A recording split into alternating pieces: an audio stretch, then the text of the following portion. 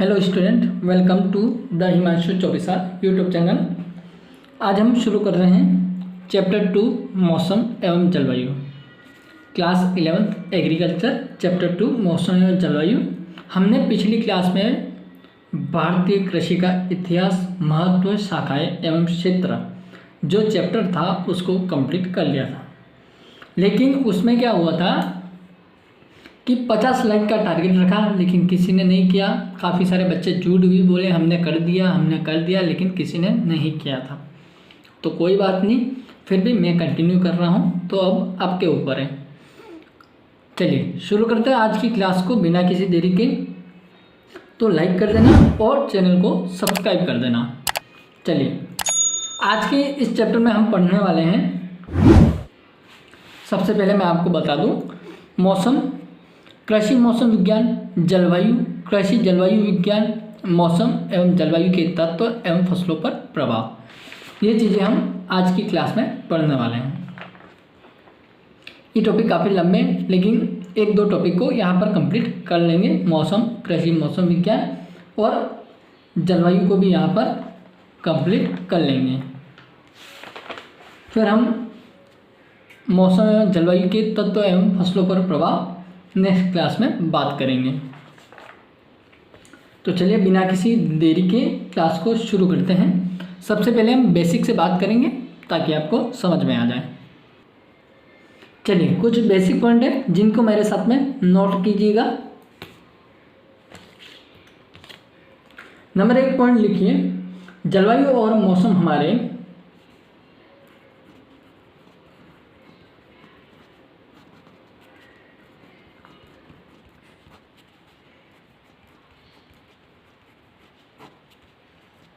जलवायु और मौसम हमारे भौतिक पर्यावरण के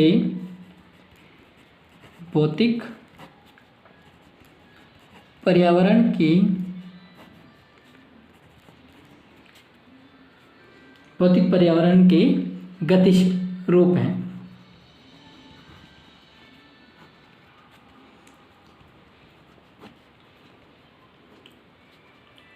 और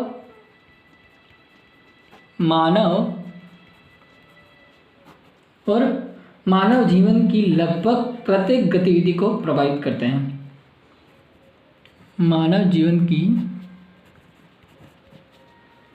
लगभग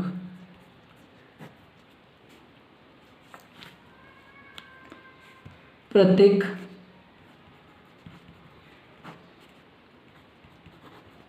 गतिविधि को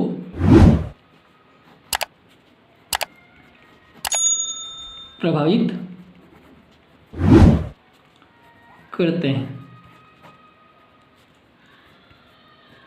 चलिए पॉइंट को समझिए अब कि जलवायु और मौसम हमारे भौतिक पर्यावरण के गतिशील रूप हैं। ना मौसम कभी रुकता है, ना जलवायु कभी रुकती है। दोनों समय समय पर बदलते रहते हैं, इसलिए इनको क्या कहा गया है कि भौतिक पर्यावरण के गतिशील रूप हैं। फिजिकल इन्वायरमेंट के गतिशील रूप हैं जो अलग अलग समय में चेंज होते रहते हैं, बदलते रहते हैं, और हमारे मानव जीवन की लगभग प्रत्येक गतिविधि को क्या करते हैं, प्रभावित करता है। कैसे? जैसे हमने फसल उत्पादन किया, उसमें भी मौसम यदि खराब हुआ तो अधिक वर्षा होगी, फसल खराब हो जाएगी। जलवायु में बदलाव हुआ तो कीड़ों का प्रकोप बढ़ गया, तो उससे क्या होगा, मानव ने जो मेहनत की उस पर पानी फिर जाएगा। तो इस तरीके से मानव जीवन की लगभग प्रत्येक गतिविधि को भी प्रभावित करते हैं। आगे बढ़ते हैं नेक्स्ट पॉइंट की तरफ। लिखिए, मनुष्य की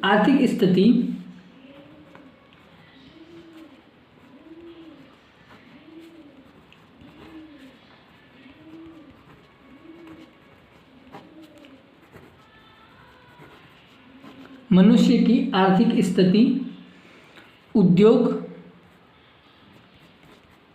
ये मैंने उद्योग लिखा है, उद्योग, व्यापार,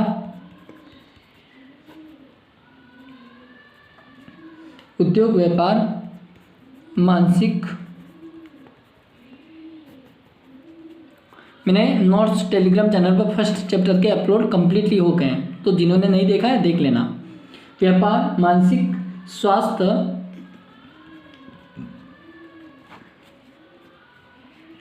सभ्यता, थोड़ा बोलने में आगे पीछे हो सकता है, छाले आ गए मुंह में इस कारण से, तो देख लेना। सभ्यता बी जलवायु से प्रभावित होती हैं। सभ्यता भी जलवायु से प्रभावित होती हैं। देखिए, मनुष्य की आर्थिक स्थिति, उद्योग, व्यापार, मानसिक स्वास्थ्य और सभ्यता भी क्या होती है, जलवायु से प्रभावित होती हैं। मनुष्य का, उसकी आर्थिक स्थिति, उसका उद्योग किस प्रकार से प्रभावित होता है। देखिए, मनुष्य की आर्थिक स्थिति में यदि वो कृषि से संबंधित लगभग कार्य कर रहा है तो उसमें उसका नुकसान होगा, वो जलवायु से प्रभावित होगा। और उद्योग चला रहा है तो उद्योग के लिए जो कच्चे माल की पूर्ति होगी उसके लिए भी जलवायु से प्रभावित होगी। क्या पता उस कच्चे माल में ऐसी कोई कीड़ों या रोगों का प्रकोप हो जाए, माल खराब हो जाए, तो व्यापार में भी कमी आ जाएगी, मानसिक स्वास्थ्य भी खराब हो जाएगा। मानसिक स्थिति में ऐसा हो जाएगा मेरा बड़ा नुकसान हो गया।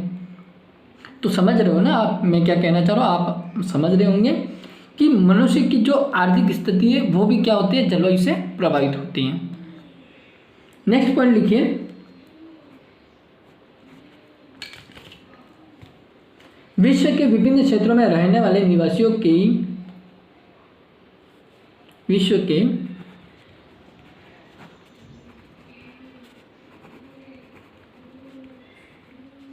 विभिन्न क्षेत्रों में रहने वाले निवासियों की वेशभूषा, निवासियों की वेशभूषा, रहन सहन,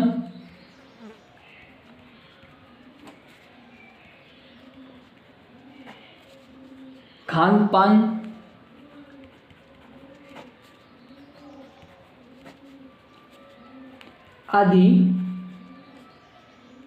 आदि में जो अंतर होता है उसका मूल कारण जलवायु ही है। आदि में जो अंतर होता है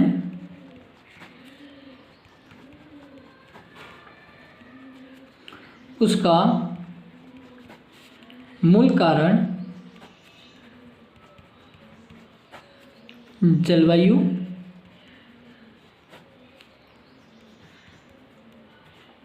ठीक है। विश्व के विभिन्न क्षेत्रों में रहने वाले निवासियों की वेशभूषा, रहन सहन की, खान पान की यदि बात करें तो उनमें जो डिफरेंस आता है वो किस कारण से आता है, जलवायु से आता है। ये हमारा पॉइंट कहना चाह रहा है। नेक्स्ट पॉइंट देखते हैं। अब लिखिए अगला पॉइंट,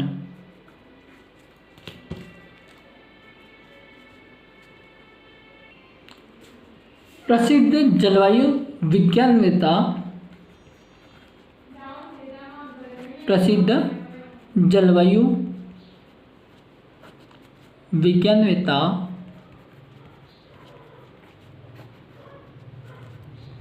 और पाश्चात्य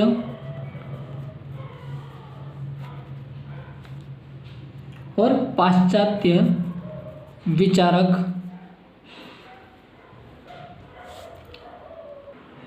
प्रसिद्ध जलवायु विज्ञानवेत्ता और पाश्चात्य विचारक केंद्रयू, क्या नाम है, केंद्रयू, ये क्या है, एक वैज्ञानिक हैं, विज्ञानवेत्ता हैं जिन्होंने कहा है कि जलवायु की महत्ता के विषय में कहा है कि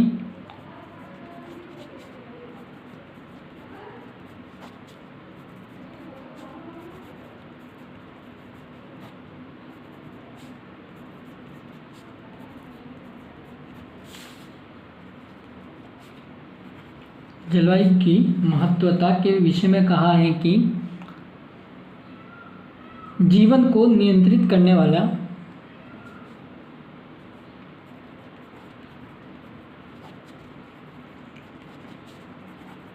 जीवन को नियंत्रित करने वाले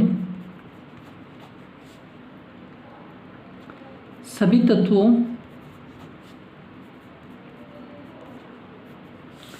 तत्वों में जलवायु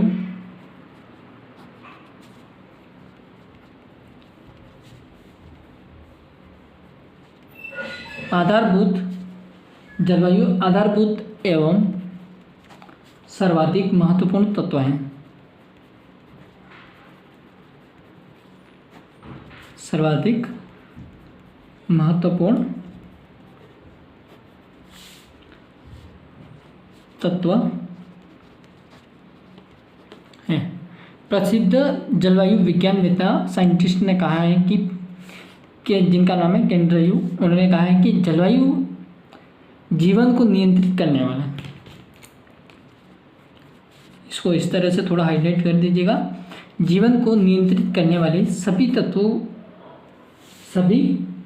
तत्वों में जलवायु आधारभूत एवं सर्वाधिक महत्वपूर्ण तत्व है। क्लियर? आगे बढ़ते हैं, नेक्स्ट पॉइंट लिखिएगा। नेक्स्ट पॉइंट, पौधे की प्रत्येक वृद्धि अवस्था प्रचलित पौधे की प्रत्येक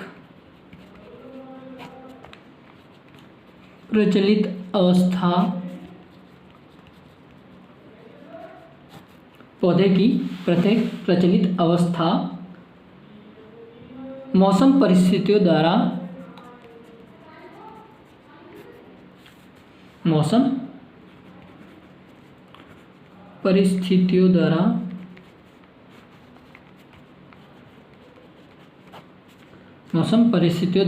प्रभावित होती हैं। पौधे की प्रचलित कोई भी अवस्था होगी, जैसे फूल आने की अवस्था होगी, फल आने की अवस्था होगी, वो क्या होगी? मौसम की जो परिस्थितियाँ होगी उनके द्वारा प्रभावित होगी।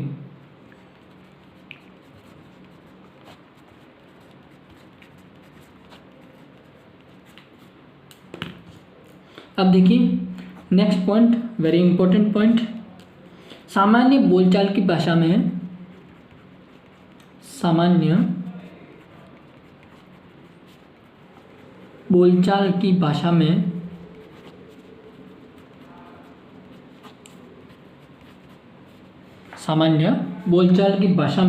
मौसम एवं जलवायु एक ही अर्थ में प्रयुक्त होते हैं। मौसम एवं जलवायु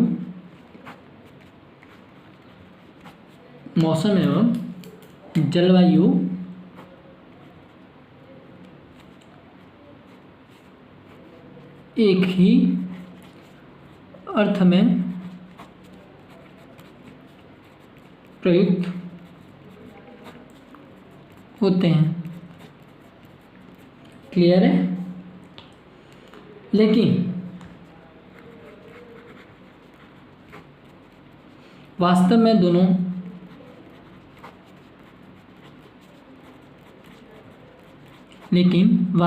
दोनों का अर्थ भिन्न भिन्न है।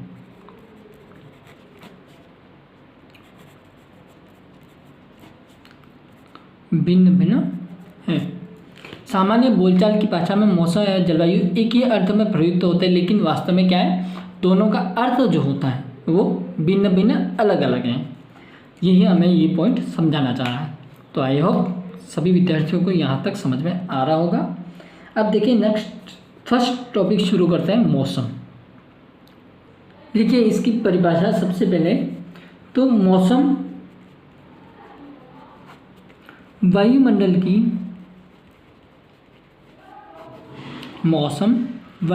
की तात्क्षणिक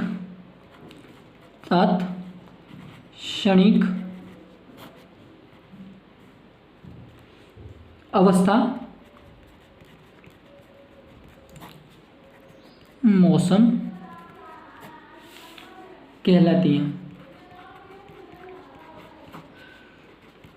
वायुमंडल की जो तात्क्षणिक अवस्था, तात्क्षणिक का मतलब होता है कि किसी भी समय बदल जाना, तो उस अवस्था को क्या कहते हैं? मौसम कहते हैं। क्लियर है? नेक्स्ट पॉइंट लिखिए, मौसम वायुमंडल की दैनिक, मौसम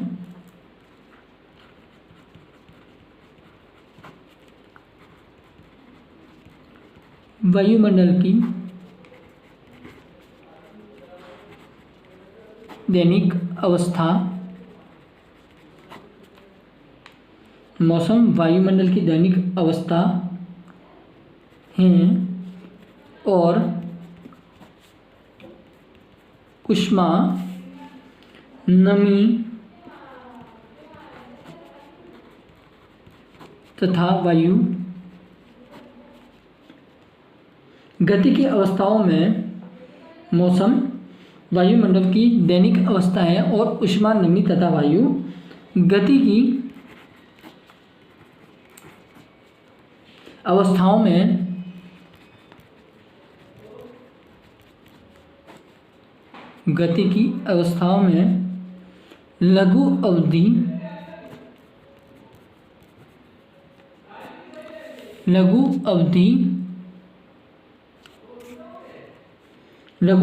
अवधि परिवर्तनों से संबंधित हैं। लघु अवधि परिवर्तनों से संबंधित हैं। क्लियर है ये पॉइंट? मौसम जलवायु की तात्क्षणिक अवस्था को मौसम कहते हैं, मौसम जलवायु की दैनिक अवस्था है और ऊष्मा, नमी तथा वायु गति की अवस्थाओं में लघु अवधि परिवर्तनों से संबंधित हैं। जो छोटे समय में परिवर्तन होते हैं उन्हें लघु अवधि परिवर्तन कहते हैं। तो जो ऊष्मा है, नमी है, वो वायु है, वो गति की अवस्थाओं के आधार पर एक लघु अवधि परिवर्तनों से संबंधित है। अब लिखिए अगला पॉइंट,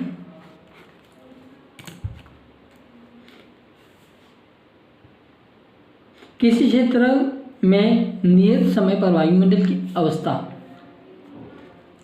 अब ये तो मैंने एक सामान्य परिभाषा आपको बताई और एक दूसरी परिभाषा है जो आपको एग्जाम में लिखनी है। तो आपके एग्जाम में पूछी जाने वाली जो परिभाषा है वो अब आती हैं। तो लिखिए, किसी क्षेत्र में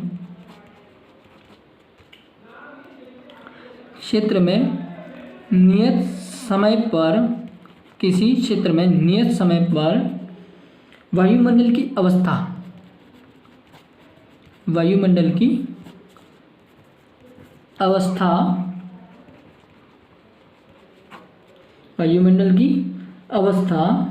जो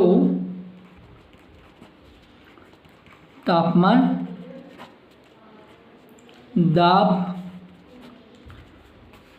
दाब, हवा,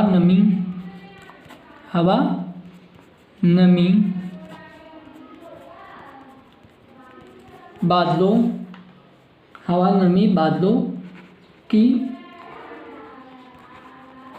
स्थिति, वर्षण तथा दृश्यता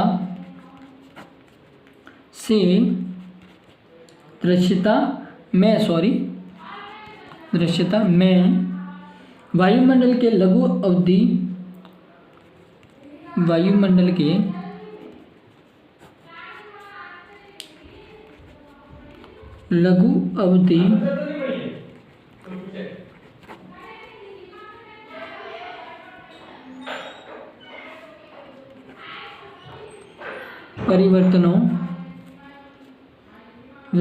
परिवर्तनों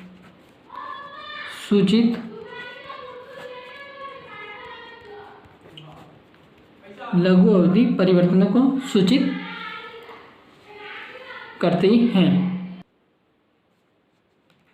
सूचित करती हैं, मौसम कहलाती हैं।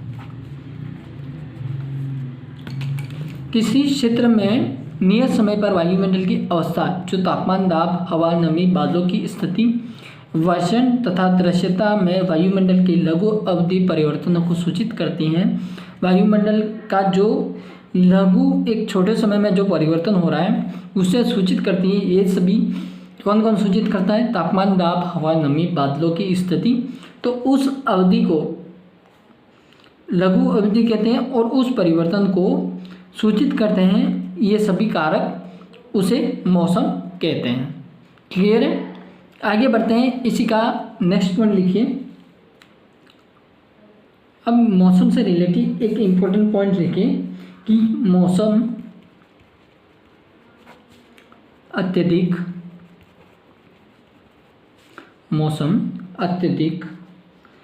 परिवर्तनशील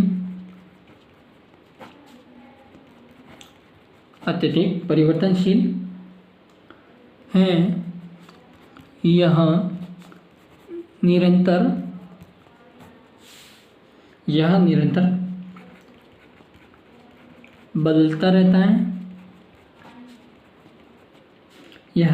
बदलता रहता है। कभी कभी प्रत्येक घंटे, कभी कभी प्रत्येक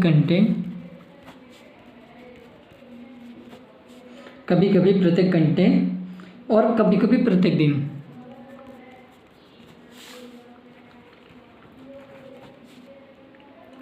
और कभी कभी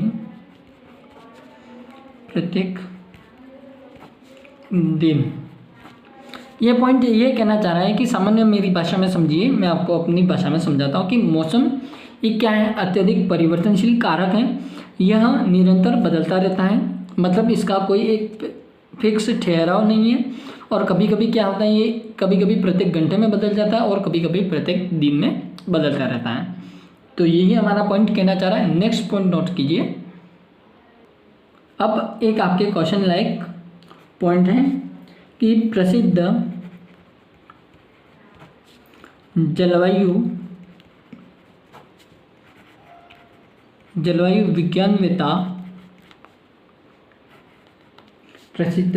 विज्ञानवेत्ता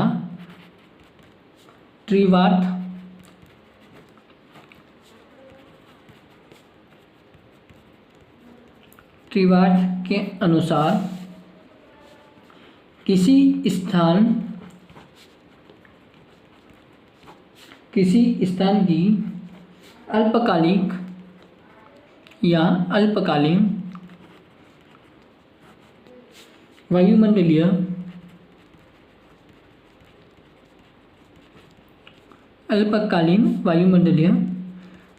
दशाओं तथा तापक्रम,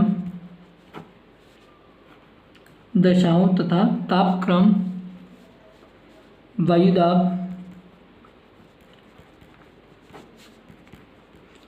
आर्द्रता, वर्षा के योग को मौसम कहते हैं।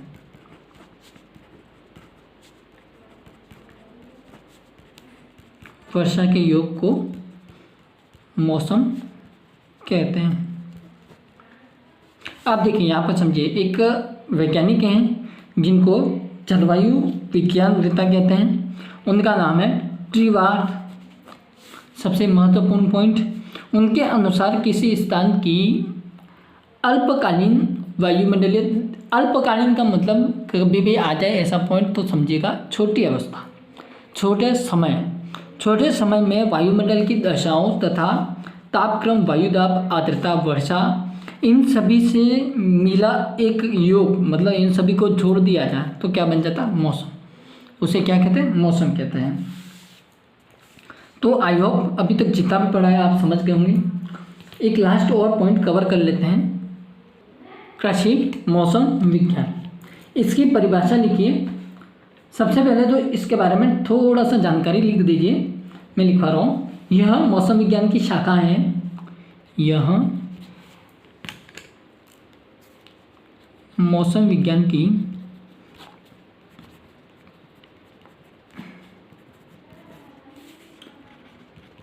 शाखा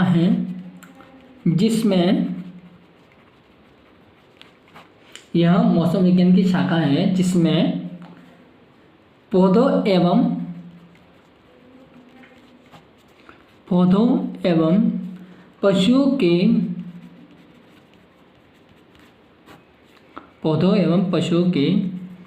भौतिक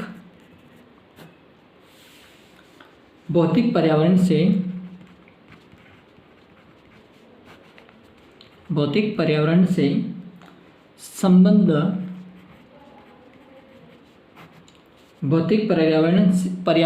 संबंध का अन्वेषण किया जाता है। अन्वेषण का मतलब होता है जानकारी। क्लियर है ना, यहाँ तक ध्यान रखना। अन्वेषण किया जाता है। यहाँ मौसम विज्ञान की शाखा है जिसमें पौधों एवं पशुओं के भौतिक पर्यावरण फिजिकल इन्वायरमेंट के संबंध में क्या किया जाता है, जानकारी को इकट्ठा किया जाता है। समझ गए होंगे। नेक्स्ट पॉइंट लिखिए। फसलों, घासों, वृक्षों,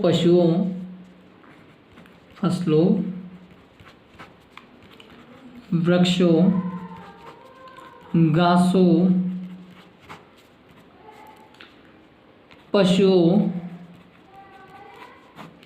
पशुओं, कीटों एवं व्याधियों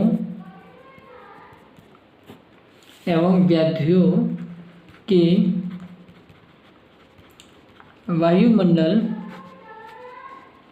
वायुमंडल के साथ परस्पर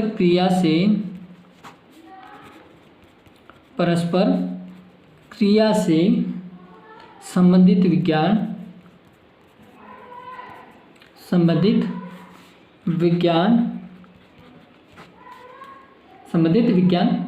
कृषि मौसम विज्ञान कहलाता है।